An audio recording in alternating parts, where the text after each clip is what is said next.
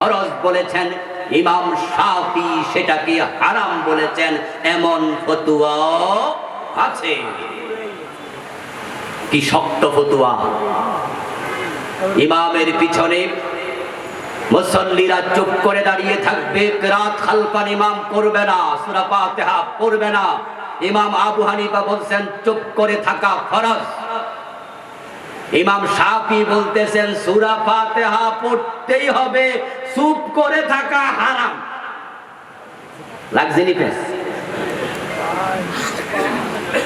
ইমাম আবু হানিফা বলে কিরাত খালফাল ইমাম হারাম, ইমাম শাফি বলে ফরজ। আচ্ছা, এই ইখতিলাফ কি কিয়ামত পর্যন্ত মিটানো যাবে? আমরা ইখতিলাফ করেছি আমিন জোরে নিয়ে, আমিন আস্তে নিয়ে, বুকে হাত বাঁধা নিয়ে, নবীর নিচে নিয়ে, দলিল নিয়ে, জলিল নিয়ে, কিয়াম নিয়ে, গায়রে কিয়াম নিয়ে। আজকে আমি বলতে চাই বিনয়ের সাথে আলেমদের খেদমতে, সুযোগ যেহেতু আল্লাহ দিয়েছে কোরআনকে সংসদে পাঠানোর, ইখতিলাফ ভুলে যাও। আলেমরা এক হয়ে গেলে জালেমরা লেজ ধরে পালিয়ে যাবে।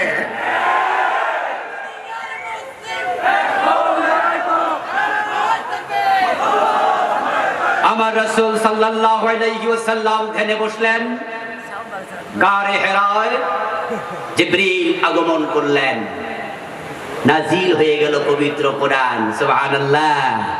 হে নবী, দীর্ঘ 23টা বছর সমাজের অন্ধকার দূর করার জন্য আপনি পরিশ্রম করলেন, অন্ধকার দূর হলো না, পারলেন না চুরি ডাকাতি রাহাজানি চিন্তায় থামাতে। আমি এবার আপনার কাছে একটি কিতাব নাজিল করলাম, লিতুখরিজান নাসা মিনাজ যুলুমাতি ইলান নূর। এবার আপনি অন্ধকার থেকে এই কিতাবের মাধ্যমে মানুষকে আলোর পথ দেখায়া দেন। সুবহানাল্লাহ। ইয়া আইয়ুহার রাসূল বাল্লিগ মা উনজিলা ইলাইকা মির রাব্বিক। ও আমার রাসূল, আপনার রবের পক্ষ থেকে যে ওহী, এই কিতাব নাজিল করা হলো, এটা মানুষের কাছে এবার প্রচার করতে শুরু করে দেন। আমার রাসূল এবার কোরআন নিয়ে আবার উঠে দাঁড়ালেন, মানুষের বাড়িতে যাইতে শুরু করলেন। আবু বকর, ওমর, ওসমান, আলী, তালহা, জুবায়ের, আয়েশা, খাদিজা, যায়েদ, ওসামা, প্রায় 1.5 লক্ষ সাহাবী তারা হাত তুলে দাঁড়িয়ে গেল, ও রাসূল, আপনি যে কোরআন নিয়ে আসছেন এটা আমরা গ্রহণ করতে রাজি। আমার প্রিয় ভাইরা, যারা আমার আলোচনা শুনছেন, মাহফিলে বসে অথবা চা দোকানে বসে অথবা নিজের ঘরে বসে, যদি আপনি মুসলিম হন, আপনার কাছ থেকে আমি জবাব চাইব। আল্লাহকে শোনানোর জন্য বলেন, 1.5 লক্ষ সাহাবী যে কোরআন মানতে রাজি হয়ে গেছে, তারা সবাই জান্নাতি হয়ে গেল। ওই কোরআন মেনে জান্নাতে যেতে চাইলে এবারে কোরআনের পক্ষে আসতে আমাদের সবার রাজি হওয়া দরকার আছে না নাই? আগামীর সংবিধান কোরআন হবে, এই জন্য যারা যারা রাজি হাত তুলে আল্লাহকে দেখায়া দেয়। নারে তাকবীর, নারে তাকবীর। কোরআনের পক্ষে এসে গেলেন তো? তাহলে মানব রচিত সংবিধানের পক্ষে যাওয়ার সুযোগ আর নেই। এই ওয়াদা আল্লাহ পালনের তৌফিক আমাদের দান করুক, বলেন আমিন। আমার রাসূল সাহাবাদের কাছে গেলেন, তারা গ্রহণ করলেন কোরআন। আল্লাহর হাবিব সাল্লাল্লাহু আলাইহি ওয়াসাল্লাম ইন্তেকালের আগে এবার ঘোষণা করলেন, খায়রুল কুরুনি করনি। যেই যুগের নাম তোমরা দিলা জাহিলিয়াতের যুগ, আমি নবী মুহাম্মদ ঘোষণা করছি এখন আর জাহিলিয়াত নাই, আমার যুগ হয়ে গেল দুনিয়ার সবচেয়ে সেরা যুগ। সুবহানাল্লাহ। আমার ভাইরা, সে কোরআন বাংলাদেশে আছে না নাই? বাংলাদেশে আছে না নাই? এখন সে কোরআন কায়েম হলে নতুন জাহিলিয়াত থাকবে না, থাকবে না। চুরি ডাকাতি সব বন্ধ হবে ইনশাআল্লাহ। যদি কোরআনকে সংবিধান বানানো যায়, চোর ধরে হাত কাটা শুরু হয়ে যায়, 1 বছর 2 বছর 5 বছর পরে দরজা খুলে ঘুমাবেন, আর চুরির সম্ভাবনা থাকবে না। চোর ধরে হাত কাটা শুরু করে দেন, বাংলায় প্রবাদ আছে, ঠেলার নাম বাবাজি। যারা চোর তাদেরকে ওয়াজ করলে কাজ হবে না, কারণ চোরে শোনে না ধর্মের কাহিনী। ওদের জন্য আইন লাগবে। পৃথিবীতে নবী মুহাম্মদ সাল্লাল্লাহু আলাইহি সাল্লামের চেয়ে বেশি ওয়াজ নসিহত কেউ জানতো না। আমাদের দেশের পীর সাহেব হুজুরেরা অধিকাংশ, সবার কথা বলছি না, না বললে তো বুঝবেন না, অধিকাংশ বক্তা, অধিকাংশ খতিব, তারা জুমার দিন ওয়াজ করা পর্যন্ত শেষ, মাহফিল ওয়াজ করা পর্যন্ত শেষ, পীর সাহেবরা খানকায় মাহফিল ওয়াজ করা পর্যন্ত শেষ। মনে করে ওয়াজ করলে সব হয়ে যাবে। যদি ওয়াজ করলে সব হয়ে যেত, নবী মুহাম্মদের চেয়ে বেশি ওয়াজ জানে কে? আল্লাহ তো বলতেন, নবী চোর ধরে 10 মিনিট ওয়াজ করে ছেড়ে দিয়েন। কিন্তু আল্লাহ কি ওয়াজ করে ছেড়ে দিতে বলছে না হাত কাটতে বলছে? এতে বোঝা যায় ওয়াজের পাশাপাশি আইন দরকার আছে না নাই? আপনি ওয়াজ করে কি লাভ? চোর তো ধর্মের কাহিনী শোনে না। বাংলাদেশকে সোনার বাংলা যদি দেখতে চান, সমৃদ্ধ বাংলা দেখতে চান, এমন এক দেশের নাগরিক আপনারা আমরা হয়েছি। আমি জানি না রবীন্দ্রনাথ ঠাকুর আমার সোনার বাংলা শব্দটা কেন বলেছিলেন, অন্য অন্য মানুষও সোনার বাংলা কেন বলে। তবে পৃথিবীর অনেকগুলো দেশে আল্লাহ যাওয়ার সুযোগ আমাকে দিয়েছেন। ওই সুবাদে আমি দেখি বাংলাদেশ আসলেই সোনার টুকরা। এই রমাদানে আমি দুবাই গিয়েছিলাম, গত মাসে তারকিতে গিয়েছিলাম, আমেরিকায় গিয়েছিলাম। এখানে তারকি এবং আমেরিকায় গিয়েছেন এমন লোক খুব কম আছেন, কিন্তু দুবাই গিয়েছে এমন লোকের অভাব নাই। দুবাইতে গেলে দেখবেন রাস্তার দুই পাশে ফুল গাছের অভাব নাই। কি সুন্দর! দুবাই, শারজা, শত শত মাইল যাবেন, রাস্তার 3 পাশে ফুল, ডানে ফুল বামে ফুল, মাঝখানে যে ডিভাইডার সেখানেও ফুল। একটু ভালো করে তাকিয়ে দেখবেন ফুল গাছের মাঝখানে পানির পাইপ লাইন দেখা যায়, কারণ সেখানে ফুল গাছ বাঁচিয়ে রাখতে সকালেও পানি দেয়া লাগে, বিকালেও পানি দেয়া লাগে। দুবেলা পানি দেবে না, গাছ মরে যাবে। আর আমার বাংলাদেশ সোনার টুকরা, এখানে যদি আম খেয়ে তার বিচিটা ফেলে দেয়, নিজে নিজে গাছ হয়ে কয়দিন পরে আম ধরতে শুরু করে দেয়। সৌদি আরবে গিয়েছেন, সৌদি আরবে একটি গাছ বাঁচিয়ে রাখতে লাখ লাখ টাকা খরচ করতে হয়। আমেরিকা যারা গিয়েছেন দেখেছেন, যখন আমেরিকাতে শীতকাল আসে গাছের পাতা থাকে না। এমন কষ্টের দেশ। 2021 একবার গিয়েছিলাম, 10 দিনের সফর ছিল, নভেম্বর মাসে। আমি 10 দিনে 2-3 দিন যাওয়ার পরে বারবার বলছি, আল্লাহ দিন শেষ হয় না কেন? মন চাইছিল উড়াল দিয়ে চলে আসি। আমার নাকের ভিতরে শ্লেষায় রক্ত জমে গিয়েছে, এত শীত, আমি কেঁপে উঠছি, পারছি না। জিজ্ঞাসা করলাম ওদেরকে থাকেন কেমনে? বলে হুজুর শীত তো শুরুই হয়নি। আমি বললাম ইন্না লিল্লাহ। কয় কি রে, কালামিয়া সুন্দর আলী যদি এত কালা হয়, কালামিয়ার খবর কি? বলল যখন বরফ পড়বে, তুষার পড়বে, লাগাতার তুষারে 2.5 ফিট 3 ফিট উঁচু হয়ে যাবে রাস্তা, ঘর থেকে বের হওয়ার পরিবেশ নাই। তখন যদি আপনি আসতেন কি করতেন? আমার সোনার বাংলা, কত আবহাওয়া চমৎকার, পরিবেশ চমৎকার। এই দেশে লাউ খেয়ে ফেলে দিলে যদি সেই লাউয়ের বিচি কোনো পাখি খেয়ে নেয়, ওই পাখি যদি কোথাও মল ত্যাগ করে, সেখান থেকে লাউ গাছ ওঠে, লাউ ধরা শুরু করে দেয়। সোনার বাংলা গরিব থাকবে কেন? শুধু চাটার দল চোরগুলোর জন্য গরিব হয়ে আছে। শুধু চোরগুলার কারণে গরিব হয়ে আছে। আমার প্রিয় ভাইয়েরা, বাংলাদেশের টাকা চুরি করে কানাডায় বেগম পাড়া বানিয়েছে। আমেরিকা 2টা 3টা 5টা নয়, 100-র উপর বানিয়েছে।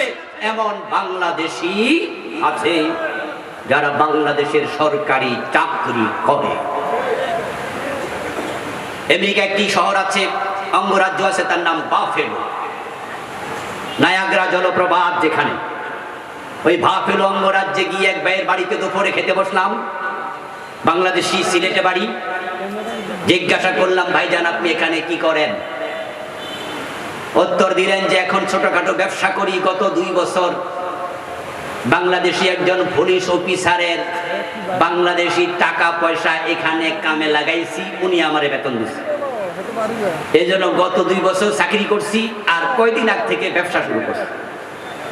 আমি প্রশ্ন করলাম, বাংলাদেশি পুলিশ অফিসারের বা এই দেশে টাকা কাজে লাগাচ্ছেন, ব্যাখ্যা কি? বলতেছে, হুজুর প্রতিদিন টাকা আসে, মায়ানমার হয়ে, ইন্ডিয়া হয়ে, থাইল্যান্ড হয়ে, আমেরিকায় টাকা আসে, আমার হাতে ব্রিফকেস ভর্তি টাকা পৌঁছে, আর আমি তার নামে বাড়ি কিনি, তার নামে জমি কিনি, তার নামে এটা করি ওটা করি, তার আত্মীয়ের নামে করি। সে হচ্ছে বাংলাদেশের পুলিশ অফিসার বেনজির। পুলিশের আইজি ছিল বেনজির, র্যাবের প্রধান ছিল বেনজির। ওই জালেম বেনজিরের টাকা আমেরিকায় কাজে লাগাচ্ছে। এই জন্যই তো কোরআনের আইনের কথা বলাতে ওদের দিনে কাঁপুনি শুরু হয়ে যায়। তারা জানে কোরআনের আইন হলে একটার হাত রেহাই পাবে না। আর যখন চোর ধরে হাত কাটা শুরু হয়ে যাবে, দেশের টাকা পাচার হওয়া বন্ধ হয়ে যাবে, দেশের টাকা যথাযথ দেশে কাজে লাগবে, সত্যি দেশটা সোনার বাংলায় পরিণত হবে। এবার আপনাদের কাছ থেকে জানতে চাই, চুরি বন্ধ হওয়া দরকার আছে না নাই? চুরি বন্ধ করতে হলে হাত কাটার আইনের প্রয়োজন আছে না নাই? হাত কাটার আইনের জন্য কোরআন সংসদে পাঠানো লাগবে কিনা? আপনারাই তো কোরআন সংসদে পাঠাননি, তাই আপনাদের ভাগ্যের পরিবর্তন হয়। ওমরের দিকে তাকান, অর্ধ দুনিয়ার সম্রাট ওমর গাছতলায় ঘুমাতেন, বডিগার্ডের প্রয়োজন হয়নি। হযরত ওমরের সময় সমৃদ্ধি এসেছিল এমন ভাবে, জাকাত বিভাগের কর্মচারী জাকাতের টাকা কাঁধে নিয়ে ঘুরত, জাকাত খাওয়ার মতো কোনো লোক খুঁজে পাওয়া যায়নি।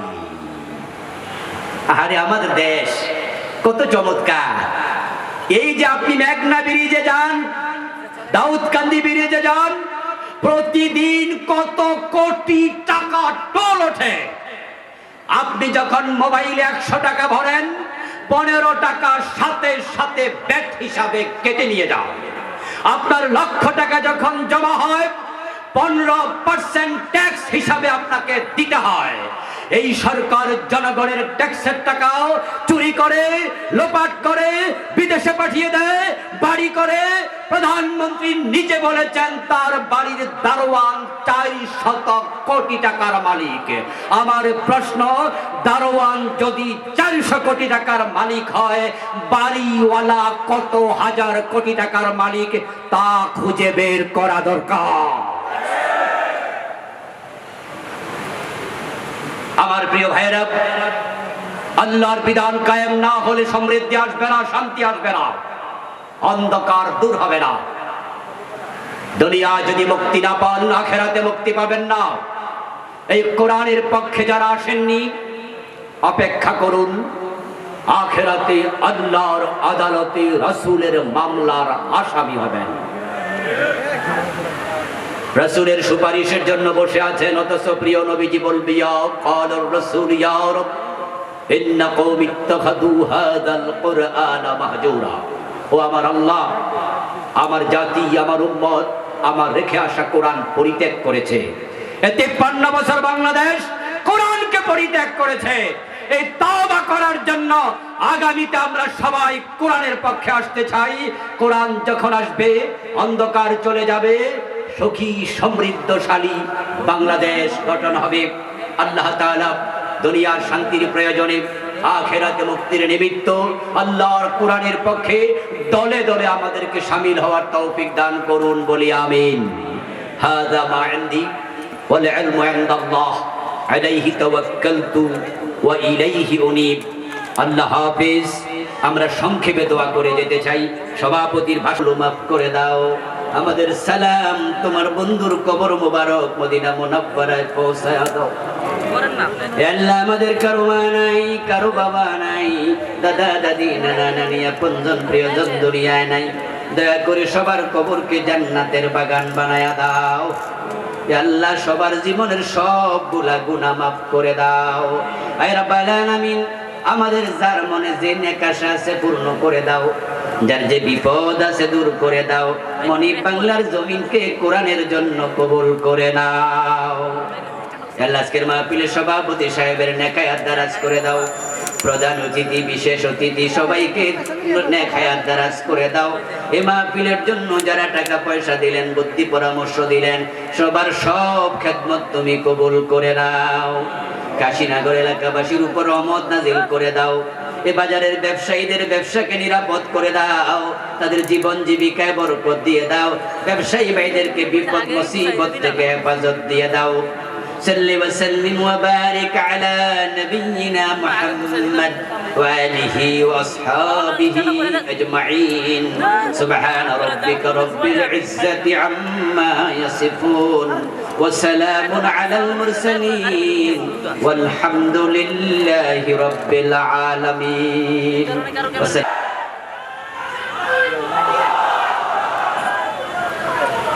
এটা আল্লাহর কোরআনের বক্তব্যের বাস্তবতা।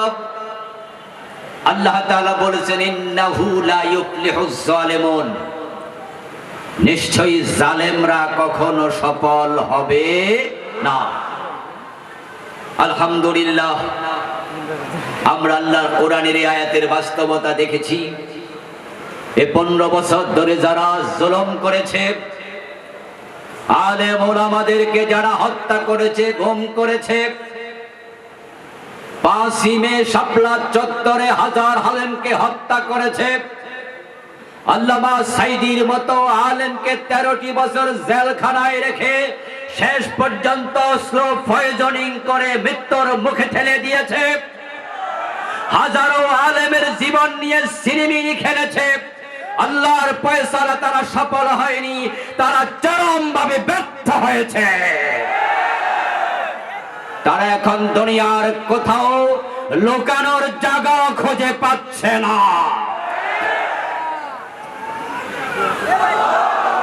যে আল্লাহ তাআলা আমাদেরকে কোরআনের এই ময়দানকে কোরআনের কথা বলার জন্য উন্মুক্ত করে দিলেন, আজকের এই চমৎকার আয়োজনের সাথে আমাদেরকে সম্পৃক্ত হওয়ার সুযোগ দিলেন, আল্লাহর কোরআনের কথা বলার মতো শোনার মতো মন মানসিকতা দিলেন, সুস্থতা দিলেন। আমরা শুরুতে তাকে কৃতজ্ঞতা জানাই, শুকরিয়া জানাই, কালিমাতুশ শুকর ফরি আলহামদুলিল্লাহ। আজকের এই মাহফিল করতে পেরে, আসতে পেরে আপনারা খুশি কিনা? আমাদেরকে খুশি করেছেন কে?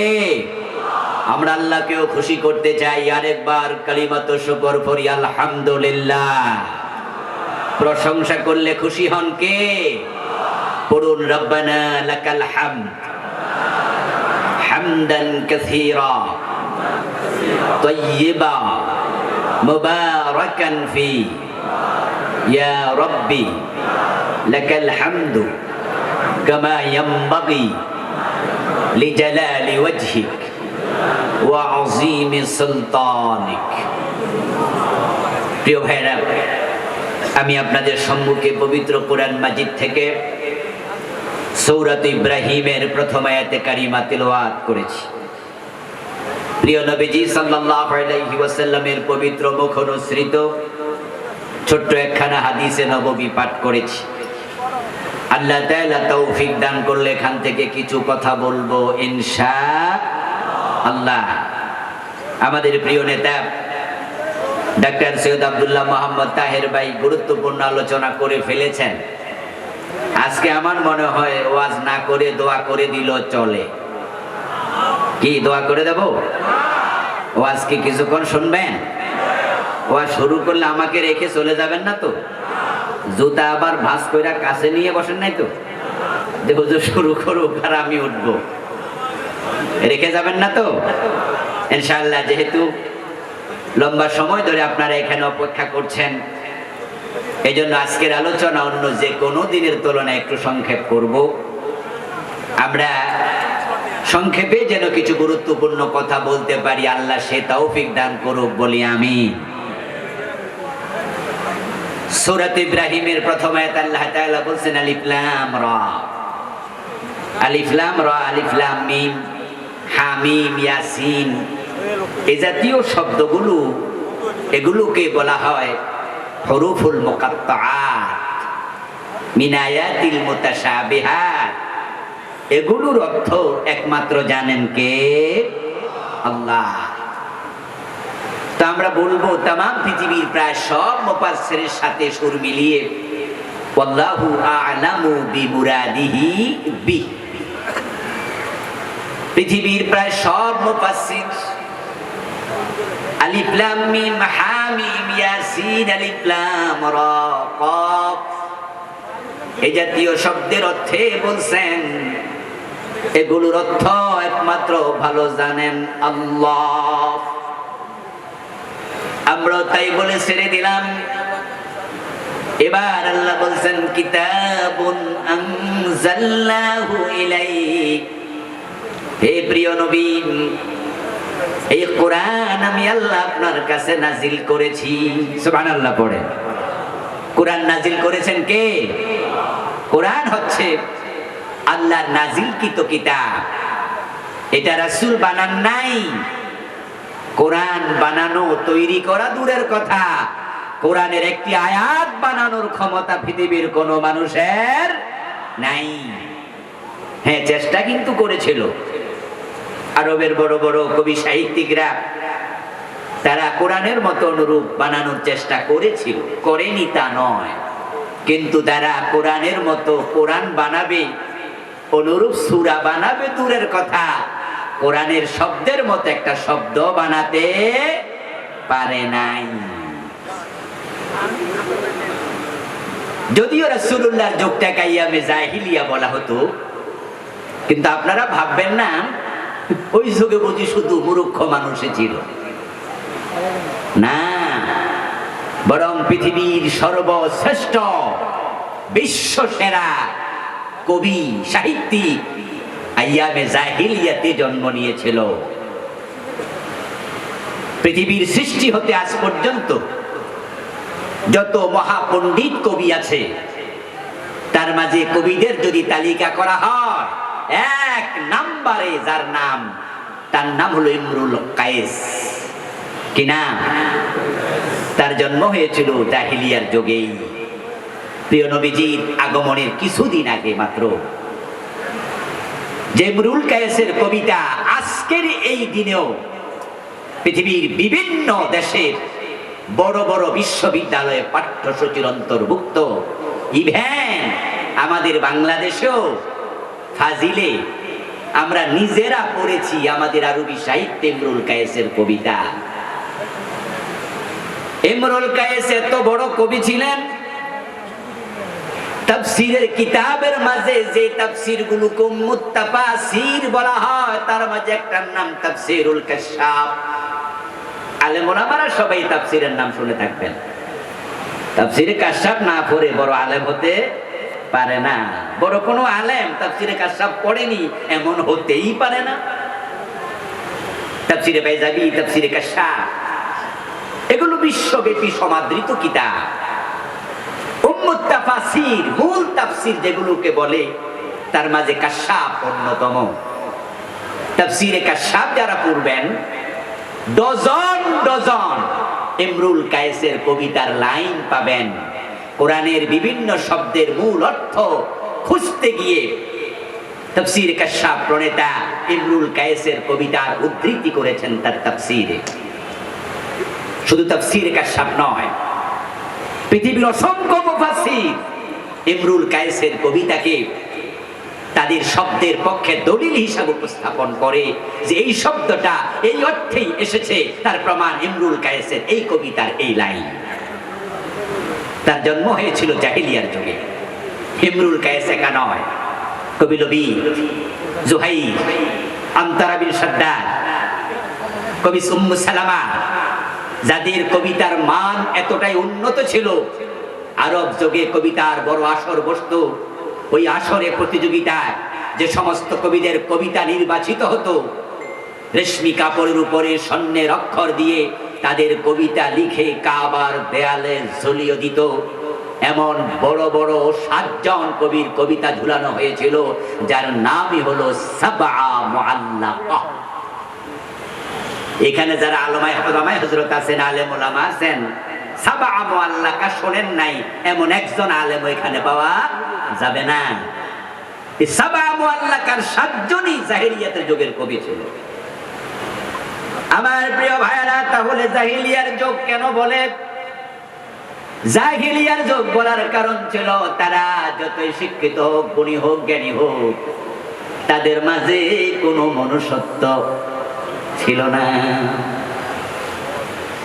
এই যে কবিগুরু, কবিদের নেতা ইমরুল কায়েস, তার কবিতার প্রতিপাদ্য ছিল 3টে W: wine, women and war. তার কবিতায় ছিল নারী ঘটিত বিষয়। তার প্রেমিকার নাম ছিল ওনাইজা। ওনাইজার দেহের কোন অংশ কত সুন্দর, এই ছিল তার কবিতার প্রতিপাদ্য। নাউজুবিল্লাহ। যুদ্ধ, মারামারি, হানাহানি, মদপান, এই ছিল তার কবিতার আলোচ্য বিষয়।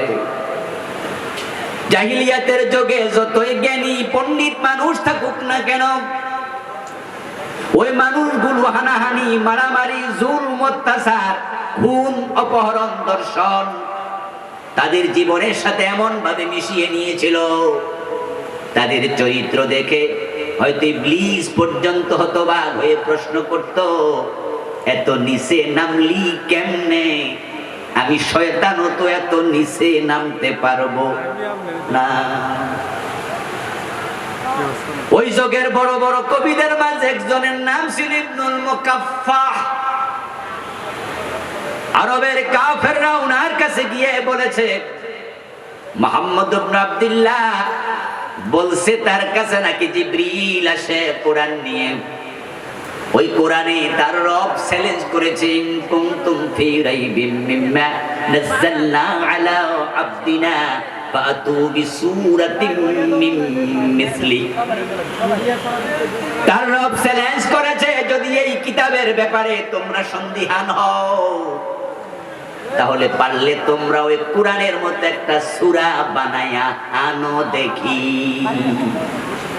ইবনুল মুকাফফা, আপনি তো অনেক বড় কবি, তো আপনি আমাদেরকে কোরআনের মতো একটা সূরা বানায়া দেন, তাহলে এটা মুহাম্মাদের সামনে, মুহাম্মাদের উম্মতের সামনে আমরা উপস্থাপন করে বলবো এটা আল্লাহর কিতাব না, এটা তোমার বানানো। তার প্রমাণ ইবনুল মুকাফফা বানাইতে পারছে। আমরা চ্যালেঞ্জ নিতে চাই। ইবনুল মুকাফফা বলল, ব্যাপারটি তো সহজ নয়। আমি তো কোরআনের কিছু আয়াত আমি পড়েছি, এর যে সাহিত্যিক মান, এই মানে কবিতা লেখা আমার পক্ষে সহজ নয়। তবে তোমরা সবাই যেহেতু আমাকে ধরেছো এলাকার গুণী গুণী মানুষ, আমি চেষ্টা করে দেখতে পারি, একটু সময় দাও, দেখে পারি কিনা। কয়েকদিন পরে তারা গেলেন। ইবনুল মুকাফফা জবাব দেয়, আমি চেষ্টা করছি কিন্তু পারছি না, আরো সময় দাও। তারা তখন বুঝলো ইবনুল মুকাফফা মনে হয় ব্যাপারটাকে সিরিয়াসলি নেয় নাই। বলল যে আপনারে আমরা, যদি আপনি পারেন তাহলে প্রতি লাইনে এত দিরহাম দেব, এত দিনার দেব। আপনি যে কয় দিনার দাবি করেন, প্রতি লাইনের পরিবর্তে এই কয় দিনার দিতে আমরা রাজি আছি, আপনি একটা সূরা বানাই দেন। কয়েকদিন চলে গেল, ইবনুল মুকাফফার কাছে তারা আবার হাজির। এবার ইবনুল মুকাফফা বলল, আমি এখনো পারিনি, কোরআনের মতো একটি আয়াত বানাতে আমি পারিনি। তারা তখন বলল, আপনি কি মিথ্যার আশ্রয় নিচ্ছেন? আসলে আমরা তো মনে করছি আপনি মনে চেষ্টাই করেন নাই। আমরা যে দিনার দেব ওয়াদা করেছি, আপনি বুঝি বিশ্বাস করতে পারেন নাই। ইবনুল মুকাফফা বললেন, আমার পাশের ঘরে তোমরা একটু যাও, দরজাটা খোলা আছে, ভিতরে ঢুকো, তারপরে আবার এসো, বাকি কথা পরে বলবো। তারা পাশের ঘরে গেল, গিয়ে দেখে সেখানে কাগজের টুকরা স্তূপ পড়ে আছে। তখন তারা কাগজের টুকরাগুলো দেখলো। একজন কাগজের টুকরা খুলে দেখে আরবি কবিতা লেখা, কিন্তু ভাঁজ করে এভাবে ফেলে রাখা হলো। আরেকটা খুললো, ওটা তো কবিতা লেখা। আরেকটা খুললো, ওটা তো কবিতা লেখা, স্তূপ হয়ে আছে। তারপরে তারা বলল, লোকটাকে আমরা ফাও ফাও দোষী বানাইলাম, লোকটা তো চেষ্টা করছে। ফিরে এসে বললেন, স্যার ব্যাপারটা খুলে বলুন, বুঝলাম না, এত কাগজ, এত টুকরা, কিন্তু আপনি ভাঁজ করে করে গোল করে করে ফেলে রাখলেন। অথচ জিন তাড়ানোর জন্য আল্লাহ কোরআন নাজিল করেন নাই। কোরআনের সূরার বিভিন্ন কোটেশন লেখে, আয়াত লেখে গলার মাঝে ঝুলায়, অথচ তাবিজ বানানোর জন্য আল্লাহ কোরআন নাজিল করেন নাই। বাবা মা মারা গেলে হুজুর দাওয়াত দেয়, তারপর খতম পড়ায়। এমন একটা নিয়ম আমাদের দেশে আছে না নাই? মোরা মানুষের জন্য আল্লাহ কোরআন নাজিল করেন নাই। আমরা এটাকে ঝাড়ফুঁকের কিতাব বানালাম, জিন তাড়ানোর কিতাব বানালাম।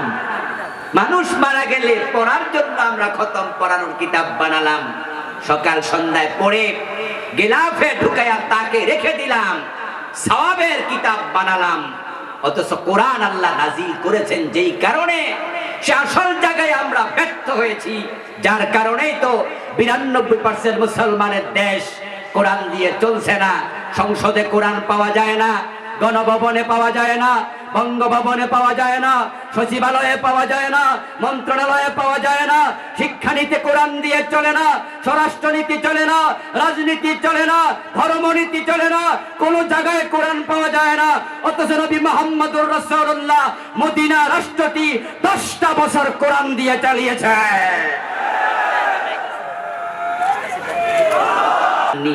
নেকি তিনি দেবেন, নেকি দেয়ার মালিক তিনি, কিন্তু আপনাকে এই জন্য কোরআন পড়তে বলা হয়নি। কোরআন হচ্ছে আমলের কিতাব, মানার কিতাব, জানার কিতাব, বুঝার কিতাব, প্রয়োগের কিতাব। আল্লাহ বলে, যারা আমার কোরআনকে সমাজে প্রয়োগ করবে না, এটা দিয়ে বিচার করবে না, দেশ চালাবে না, তারা ফাসিক, তারা জালেম এবং তারা কাফের। কে বলেছেন? আওয়াজ দিয়ে বলুন, কে বলেছেন? ওমান লাম ইয়াহকুম বিমা আনজালাল্লাহ, আল্লাহ যাহা নাজিল করেছেন তা দিয়ে যারা বিচার করবে না, হুকুম চালাবে না। আল্লাহ নাজিল করেছেন যে কিতাব, সে কিতাবের নাম কি? কিতাবুন আনজালনাহু ইলাইক ওমান লাম ইয়াহকুম বিমা আনজালাল্লাহ। একই শব্দ, আনজালনা, আনজালা, একই মাদ্দা থেকে এসেছে, একই বাপ থেকে এসেছে। যারা কোরআন দিয়ে বিচার করবে না, সমাজ চালাবে না, তারা ফাসিক।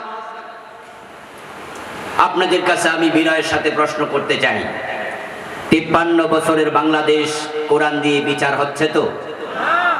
বলেন না দয়া করে, হচ্ছে? তাহলে এই জাতিকে আল্লাহ বললেন ফাসিক। যারা কোরআনের আলোকে বিচার ব্যবস্থা প্রতিষ্ঠিত করার চেষ্টা করেননি, আপনাকে আকাশের মালিক বলছে তুই ফাসিক। ওমান লাম ইয়াহকুম বিমা আনজালাল্লাহ ফাউলাইকা হুমুজ জালিমুন। আমার নাজিল করা কোরআন দিয়ে যারা ফয়সালা করবে না, বিচার করবে না, সমাজ দেশ চালাবে না, তারা জালেম। 53 বছরের বাংলাদেশে কোরআন দিয়ে পরিচালিত হয়নি। হাইকোর্টে, সুপ্রিম কোর্টে, জাজ কোর্টে, ম্যাজিস্ট্রেট কোর্টের একটা বিচার কোরআন দিয়ে হয়নি। যারা এটা প্রতিষ্ঠিত করার চেষ্টা করেনি, আকাশের মালিক বলে তুই জালেম। ওমান লাম ইয়াহকুম বিমা আনজালাল্লাহ ফাউলাইকা হুমুল কাফিরুন। এই আয়াত নাজিল করেছেন কে? নিজেকে মুমিন দাবি করবেন, আপনি দাবি করলে মুমিন হওয়া যায় না। যারা কাদিয়ানি তারাও নিজেদেরকে মুমিন দাবি করে, ঠিক নয় কি? আওয়াজ দিয়া বলুন তো, কাদিয়ানি কি মোমেন না কাফের? কিন্তু তাদের মসজিদ আছে না নাই? আজান ইকামত দেয় কিনা? 5 ওয়াক্ত নামাজ কাদিয়ানিরা পড়ে কিনা? কাদিয়ানিরা কেন কাফের? কারণ তারা এই কোরআনের একটি আয়াতের 4টি অক্ষর খা আলিফ তা মিম খাতামান নবিয়্যিন, এই মেসেজ তারা মানেনি। বিশ্ব নবী, শেষ নবী। আল্লাহ কোরআনে বলেছেন, আল্লাহর কোরআনের এই কথা না মেনে তারা গোলাম আহমদ কাদিয়ানকে নবী মেনেছে। তাই তারা নামাজ, রোজা, হজ, যাকাত সহ কাফের হয়ে গিয়েছে। আমার আল্লাহ নবী মুহাম্মদকে যেই কিতাবে বলেছেন শেষ নবী, ওই কিতাবে বলতেছেন যারা কোরআন দিয়ে বিচার ফয়সালা করবে না তারা কাফের। আপনারা যারা কোরআনের বিচারের পক্ষে এখনো আসেন নাই, আপনি নামাজ, রোজা, হজ, যাকাত সহই কাফের হয়ে বসে আছেন।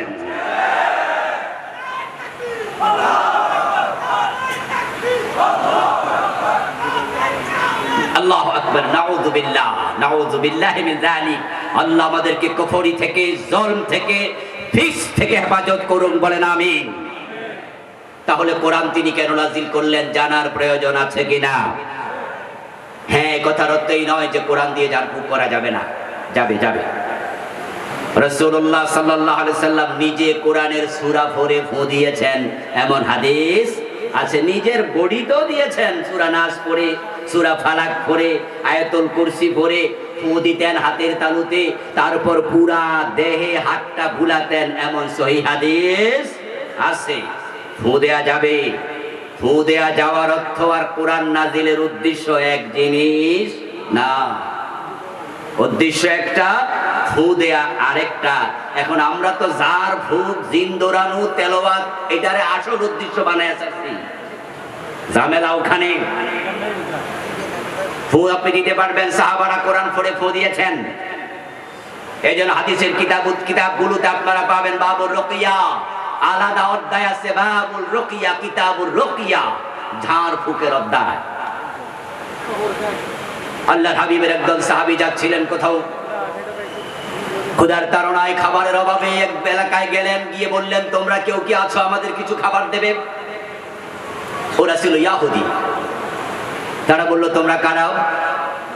পরিচয় দিলেন আমরা মুহাম্মদুর রাসূলুল্লাহ সাল্লাল্লাহু আলাইহি সাল্লামের উম্মত। প্রিয় নবী সাল্লাল্লাহু আলাইহি সাল্লামের উম্মত শুনে ইহুদিগুলো বলল আমরা তোমাদেরকে দুঃখিত কোনো খাবার দিতে পারবো না। সাহাবারা তাঁবুতে চলে গেলেন। কিছুক্ষণ পরে তারা ওদের অঞ্চল থেকে যে এলাকায় খাবার চেয়েছিলেন ওই বাড়িঘরগুলো থেকে চিৎকারের আওয়াজ শুনতে পেলেন। চিৎকারের আওয়াজ শুনে তাঁবু থেকে বের হলেন। 1-2 কদম করে আগাতে আগাতে তাদের বাড়ি পর্যন্ত গেলেন। গিয়ে জিজ্ঞাসা করলেন কান্নাকাটি কিসের জন্য? তখন তারা বলল আমাদের দলনেতা, এলাকার মুরব্বী, তাকে সাপে কামড় দিয়েছে। এখন সে তো কালো হয়ে গিয়েছে, বিষাক্ত সাপ, আমাদের দলনেতা মনে বাঁচবে না। তারা আবার বলল তোমাদের মাঝে সাপের বিষ নামাইতে পারে এমন কেউ আছো নাকি? একজন সাহাবী হাত তোলা দিয়ে বললেন আমি সাপের বিষ নামাতে পারি। কথা হলো আমাদের দলনেতাকে তুমি একটু বিষ নামায়া বাঁচতে সাহায্য করো। ওই সাহাবী মনে মনে কয় কিছুক্ষণ আগে খাবার চাইছিলাম, মানা করে দিছো, মাগনা বিষ নামাবো কেন? কিছুক্ষণ আগে খাবার চাইছিলাম, তখন যদি দিতা, এখন না হয় হাল জাযাউল ইহসান ইল্লাল ইহসান, আমরাও কিছু করতাম, কিন্তু আমরা ফিরাইছো, দেবো কেন? এবার তিনি বললেন যে হ্যাঁ তোমাদের দলনেতার বিষ নামাতে পারি, শর্ত হলো আমাদেরকে এই কয়টা ছাগল দিতে হবে। তারা বলল যে আমাদের নেতার জীবনের চেয়ে ছাগলের দাম বেশি নাকি? যেই কয়টা ওই কয়টা ছাগল দেয়া হবে। তখন ওই সাহাবী বললেন তাহলে আমরা বিষ নামাচ্ছি। তিনি গুনগুন গুনগুন করে কিছু একটা বললেন, পরে মুখ থেকে সামান্য লালা বের করে সাপ যে জায়গায় সবল মেরেছিল ওই জায়গায় মুখের লালা থুতু লাগাইয়া দিলেন। লাগানোর কিছুক্ষণ পরে ওদের দলনেতা মাটি থেকে শোয়া থেকে উঠে বসে গেল এবং সুস্থ হয়ে হাঁটতে শুরু করলো। সঙ্গী যে সাহাবারা ছিল তারা হলো আসছে, জিজ্ঞাসা করতেছে, মিয়া তুমি যে সাপের বিষ নামাইতে পারো এটা তো আমরাও কোনোদিন জানি না, কি ভরলা গুনগুন কইরা জাগায় সুস্থ? ওই সাহাবী বলে, এগুলো পরে কোয়া যাবে, আগে ছাগল আদায় করো। কারণ তাবুতে আমরা সবাই তো না খেয়ে আসি, আগে ছাগল লো।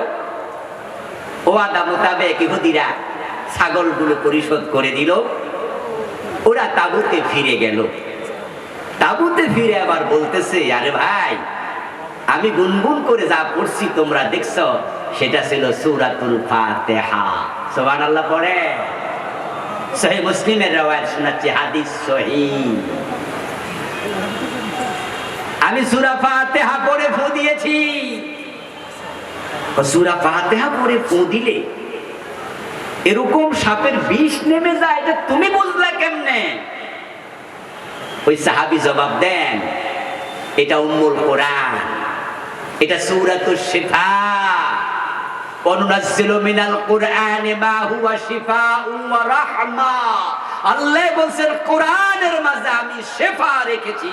আমার বিশ্বাস হয়েছে এই সূরা পড়ে ফু দিলে বিষ থাকবে না, বিশ্বাস কাজে লেগেছে।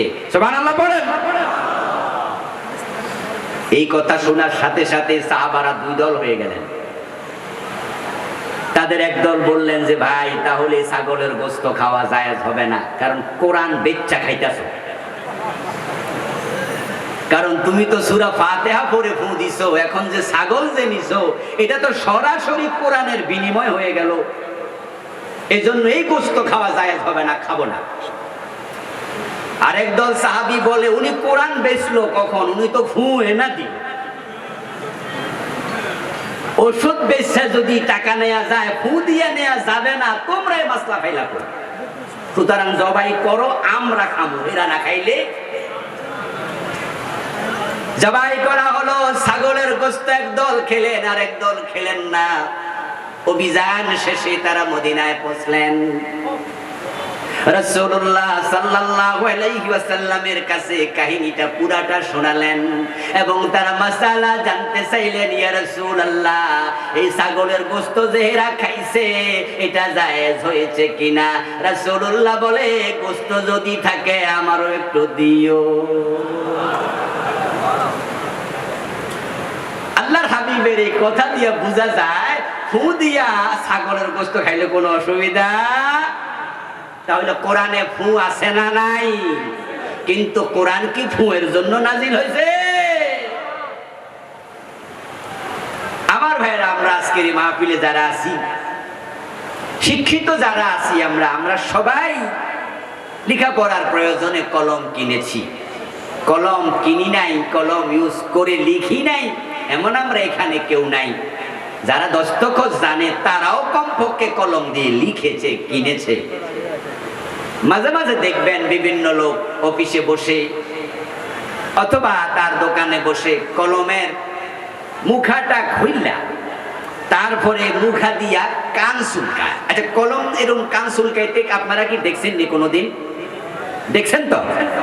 আচ্ছা, এবার বলুন তো, কান চুলকানোর জন্য কলম কিনছেন কয়দিন? যে বেড়া কলমের মুখা দিয়া কান চুলকাইছে, হে কি চুলকানোর জন্য কলম কিনছিল? কেন কিনছিল? যে কোম্পানি কলম বানাইছে, হে কি কান চুলকানোর জন্য বানাইছে? সে কেন বানাইছে? লেখার জন্য। উদ্দেশ্য কিন্তু কান চুলকানো নয়। কলম যে বানাইছে সেও বানাইছে লেখার জন্য, কলম যে কিনেছে সেও কিনেছে লেখার জন্য। কিন্তু মাঝে মাঝে কানও চুলকানো যায়, কোনো অসুবিধা নাই। আল্লাহ কোরআন নাজিল করেছে কোরআন দিয়া সমাজ চালানোর জন্য, দেশ চালানোর জন্য, ব্যক্তি জীবন, পারিবারিক জীবন, আদালত চালানোর জন্য। এই কোরআন দিয়া জারফুকও করা যাবে, তেলাওয়াত তো করতেই হবে, সকাল বিকাল পড়তেই হবে। কিন্তু যে দেশ, যে সমাজ চালানোর জন্য কোরআন পাঠাইছে, আসল কাজ যদি না করো তাহলে আল্লাহর কাছে জবাব দিতেই হবে। আল্লাহ বলবেন কোরআন দিয়া সমাজ চালাও নাই, তুমি জালেম, তুমি ফাসিক, তুমি কাফের।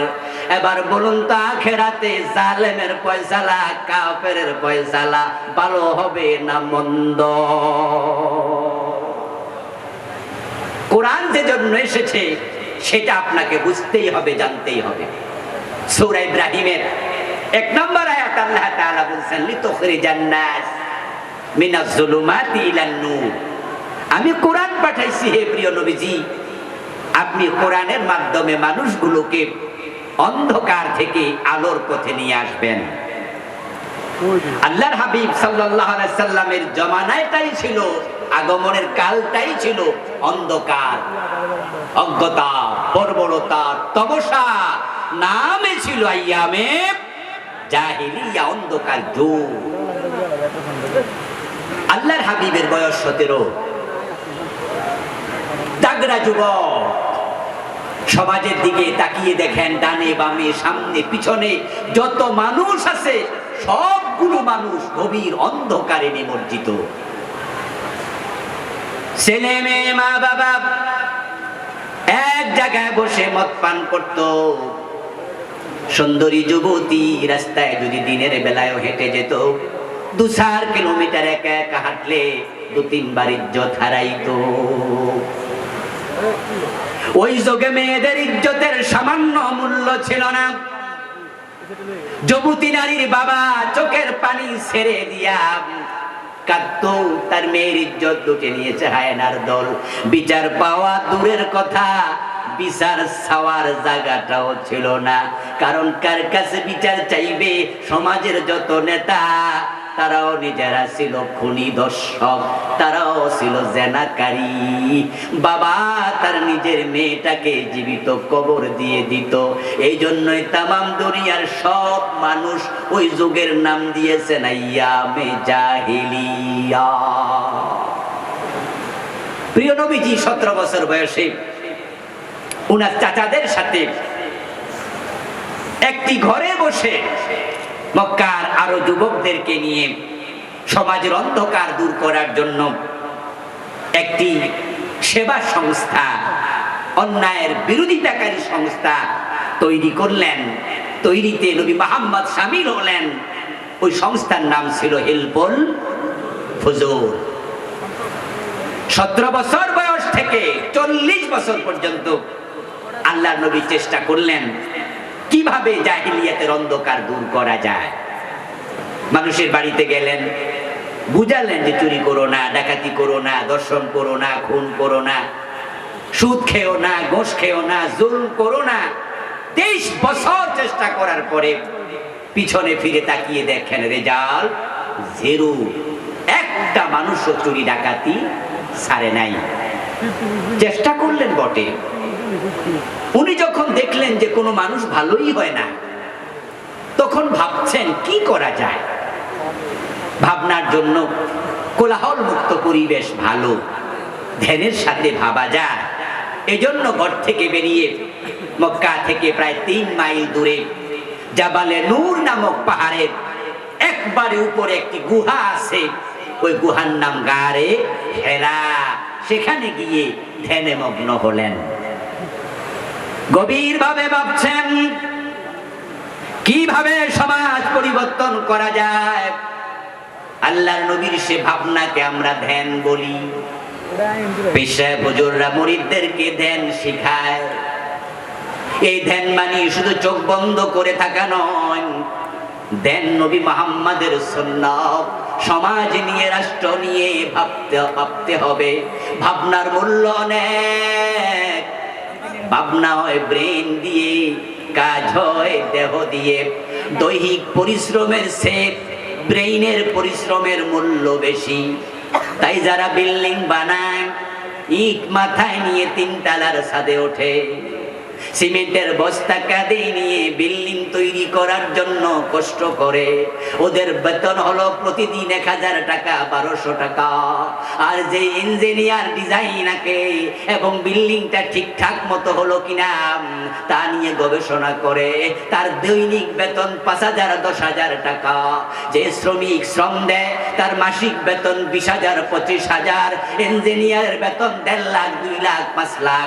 এতে বোঝা যায় দেহের পরিশ্রমের চেয়েও ব্রেইনের পরিশ্রমের মূল্য বেশি।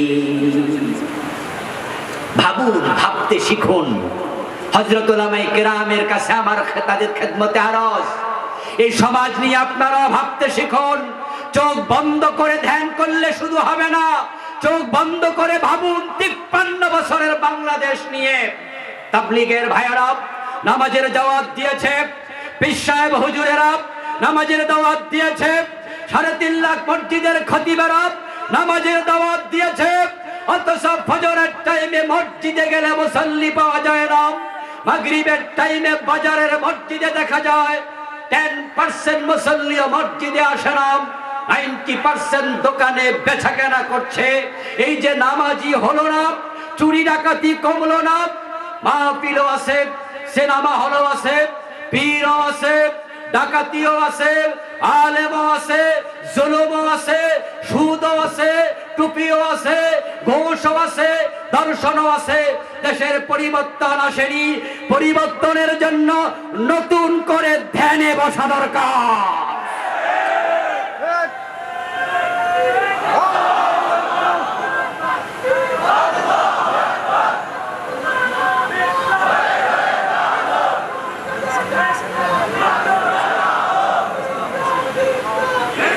আমার প্রিয় ভাইয়েরা, দেশের পরিবর্তন দরকার আছে না নাই? এজন্য আমাদেরকে ধ্যানে বসা উচিত, ভাবনায় বসা উচিত। বাংলাদেশকে বলা হয় ফিরাউলিয়ার দেশ, তার সাথে আমার কোনো দ্বিমত নেই। এই দেশে কোনো নবী আসেনি, কোনো রাসূল আসেনি। বাংলাদেশে কোন সাহাবী এসেছে সেটারও প্রমাণ মিলেনি। তবে কলকাতা যাওয়ার সময়, ইন্ডিয়া যাওয়ার সময় ব্যবসায়িক কাফেলায় 2 জন সাহাবী ছিলেন, মামুন এবং মুহাইমিন রাদিয়াল্লাহু তাআলা আনহুমা। তারা চট্টগ্রাম বন্দরে কিছুক্ষণের জন্য বিশ্রাম নিতে নেমেছিলেন, এমন বর্ণনা কোন কোন ঐতিহাসিক দিয়ে থাকেন। কিন্তু দাওয়াতের উদ্দেশ্যে বাংলাদেশে তারা আসেননি। নবী নাই, রাসূল নাই। তাহলে এই দেশের কৃষ্ণপুর, দুর্গাপুর, শোভপুর, লক্ষ্মীপুরকে ইসলামপুরে পরিণত করার পিছনে ওলিয়া উলিয়া বুজুর্গদের ভূমিকা আছে না নাই? আমরা বিশ্বাস করি এটা ওলিয়া উলিয়ার দেশ, দ্বিমত করার কোনো সুযোগ নাই। আমার নিজের বাড়ি, আমার গ্রামের নাম কি? ওরে বাবা, জানে দেখি পাবলিকে? আমার গ্রামের নাম দুর্গাপুর, অথচ আমার গ্রামে এখন একজন হিন্দুও নাই। আরেকটা বিষয় আপনারা না জানতে পারেন, যেটা আজকে আমি গোপনীয়তা ফাঁস করে দিচ্ছি, সেটা হলো আমি যে বাড়িতে থাকি, আমার বাড়ির নাম রকাইশ্যার বাড়ি। গ্রামের নাম কি? দুর্গাওয়ালা। যারা দুর্গা পূজা করত তারাই তাদের গ্রামের নাম নিশ্চয় দুর্গাপুর রেখেছে। কোন মুসলিম কি গ্রামের নাম তার নিজের বাড়ির নাম দুর্গাপুর রাখবে? এটা হতে পারে না। নিশ্চয় দুর্গা পূজা করত এমন কোন লোক আমার গ্রামের নাম দুর্গাপুর রেখেছিলেন। এবং আমার বাড়িতে রকাইশ্যা নামে একজন হিন্দু বসবাস করতেন। এই যে দুর্গাপুর, লক্ষ্মীপুর, শুভপুর, কৃষ্ণপুর, ব্রাহ্মণবাড়িয়া, ব্রাহ্মণপাড়া, এই জাতীয় হিন্দুদের দেবতার নামে, মূর্তির নামে আরো অসংখ্য গ্রামের নাম, শহরের নাম এই দেশে আছে না নাই? তাহলে এগুলোতে হিন্দু নাই, এখন সবাই মুসলিম। কি ভাবছেন হঠাৎ কোনো এক ঘূর্ণিঝড় এসেছে, সব হিন্দুকে তোলা দিয়া ইন্ডিয়ায় ফেলেছে আর মুসলমানদেরকে এখানে রিপ্লেস করেছে? ব্যাপারটা কি অলৌকিক হয়ে গেছে, নাকি এর পিছনে কারো ভূমিকা ছিল? শাহজালাল রহমতুল্লাহ আলাইহি 313 জন অনুচর নিয়ে, সহচর নিয়ে, আল্লাহর ওলি নিয়ে ইয়ামান থেকে বাংলাদেশে এসেছে। ওই শাহজালালের সিলেট এখন গরু গোবিন্দের সিলেট না। শাহজালাল আল্লাহর ওলি, শাহ মাকদুম আল্লাহর ওলি, খান জাহান আলী আল্লাহর ওলি, সরসিনার পীর সাহেব, ধামতির পীর সাহেব, সোনাকান্দার পীর সাহেব, আমাদের সরমনার পীর সাহেব। আমরা জানি আমাদের এই দেশে বড় বড় ওলিরা দিন প্রচারে কাজ করেছে। তারা নৌকায় চড়ে মানুষের বাড়িতে গেছে। যে এলাকায় নৌকা ছিল, যে এলাকায় নৌকা ছিল না, রাস্তাঘাট ছিল না, তারা ঘোড়ায় চড়ে মানুষের বাড়িতে দাওয়াত দিয়েছে। ওলিয়া উলিয়ার দেশ বাংলাদেশ, তাবলীগের বিশ্ব ইস্তেমার দেশ বাংলাদেশ, 3.5 লাখ মসজিদের দেশ বাংলাদেশ। ঢাকাকে মসজিদের শহরই বলা হয়। টুপিওয়ালার দেশ বাংলাদেশ, নামাজির দেশ বাংলাদেশ, কিন্তু কোরআনের দেশ বাংলাদেশ নয়। কারণ দেশের কোনো অফিস আদালত আল্লাহর কোরআন দিয়ে চলে না। তাই তো জাহিলিয়াত রয়ে গেল।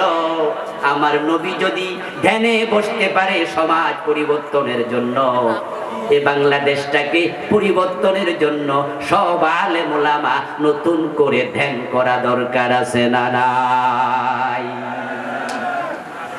আল্লাহর হাবিব ধ্যানে বসলেন, ধ্যানে বসতেই হবে, হতাশ হওয়া যাবে না। হ্যাঁ, অনেকে হতাশ হয়েছেন গত 15 বছরে। হতাশ হইতে আল্লাহ মানা করছে। আমার আপনার তওবা করা উচিত। মাঝে মাঝে আমি হতাশ হয়েছি। 5ই আগস্টের বিপ্লবের পর অসংখ্যবার আল্লাহর কাছে ক্ষমা চেয়েছি। হতাশ হওয়ার কিছু কারণও ছিল। চারদিকে দেখেছি ঘুটঘুটে অন্ধকার। আমাদের নেতাদেরকে বিনা দোষে ফাঁসি দিয়েছে। আল্লামা সাঈদীকে খুনি ধর্ষণকারী বানিয়ে 13টা বছর জেলে রেখেছে।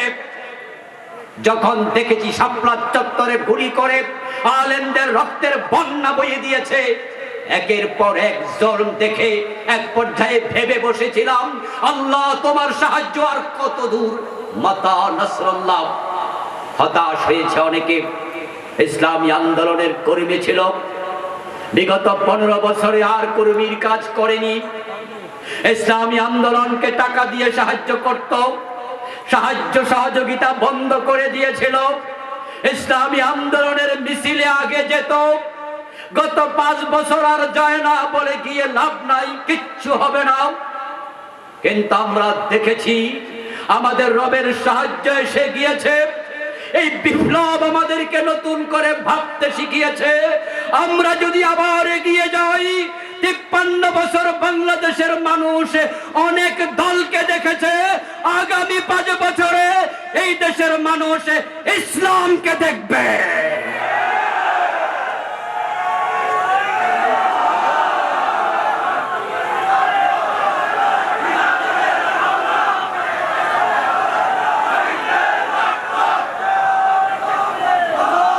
আমার প্রিয় ভাইরা, রাসূলুল্লাহ সাল্লাল্লাহু আলাইহি ওয়াসাল্লাম 23 বছর চেষ্টা করলেন, রেজাল্ট পেলেন না। ডাক্তারের কাছে যখন রোগী যায়, 103 ডিগ্রি জ্বর নিয়ে গেল, ডাক্তার কিছু ঔষধ লিখে দিল, বলল ঠিক আছে যান, 5 দিন পরে জানাবেন রোগীর অবস্থা কি। 5 দিন পরে অভিভাবক এসে বলল, স্যার রোগ তো আরো একটু বেড়েছে, মেপে দেখলাম জ্বর 104 ডিগ্রি। ডাক্তার ভাববে ঘটনা কি, ওষুধ তো দিলাম কাজ হয় না, তাহলে কিছু পরীক্ষা নিরীক্ষা করা দরকার। ম্যালেরিয়ার জীবাণু আছে কিনা, ডেঙ্গু জ্বর হলো কিনা, কিছু পরীক্ষা নিরীক্ষা দেখে 3 দিন পরে রিপোর্ট পেয়ে, 2 দিন পর রিপোর্ট পেয়ে নতুন ওষুধ লিখলো। 1 সপ্তাহ পর অভিভাবক গিয়ে বলল, স্যার জ্বর তো এখন 105 ডিগ্রি। যারা আপনারা বুদ্ধিমান মানুষ আছেন তারা একটু জবাব দিয়েন। এই কথা শোনার সাথে সাথে ডাক্তার চেম্বার রেখে পালিয়ে যাবে না নতুন করে ভাববে? ইয়েস, ডাক্তার বলবে ব্যাপারটা হলো কি, ঠিক আছে, প্রয়োজনে সিনিয়রের সাথে আলাপ করবে। তারপরও যদি কোনো বিহিত না হয়, প্রয়োজনে মেডিকেল টিম বসাইয়া তারপর চিকিৎসা হয়, এমন ইতিহাস আছে। আজকের সভাপতি একজন ডাক্তার, মেডিকেল টিম বসানো হয়, ডাক্তার রোগীর অসুস্থতা দেখে পালিয়ে যায় না।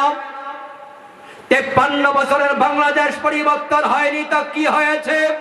আমরা আলেম ওলামারা পালিয়ে যাই নাই, আমরা এখনো দেশে আছি। বরং যারা ইসলামকে নিভিয়ে দিতে চেয়েছিল, আল্লাহ তাদেরকে পালিয়ে যেতে বাধ্য করেছেন। ময়দান এখন আলেমদের দখলে।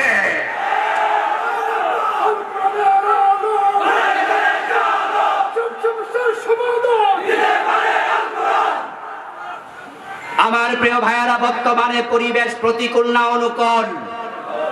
জোরে বলেন, পরিবেশ কি প্রতিকূল না অনুকূল? এখন কোরআনের কথা নির্দ্বিধায় বলার সুযোগ আছে না নাই? বরং এবার আমরা ঘোষণা দিয়ে দেব, বিপ্লবের মাধ্যমে এই সংবিধানকে আমরা স্থগিত করে প্রধানমন্ত্রীকে পালাতে বাধ্য করেছি, মন্ত্রী পরিষদকে পালাতে বাধ্য করেছে, 300 এমপিকে পালাতে বাধ্য করেছি। ওই সংবিধান সবটা থামিয়ে এবার আল্লাহর কোরআনকেই সংবিধান বানানো হবে। রাজি আছেন না নাই? জেগে ওঠা দরকার আছে না নাই?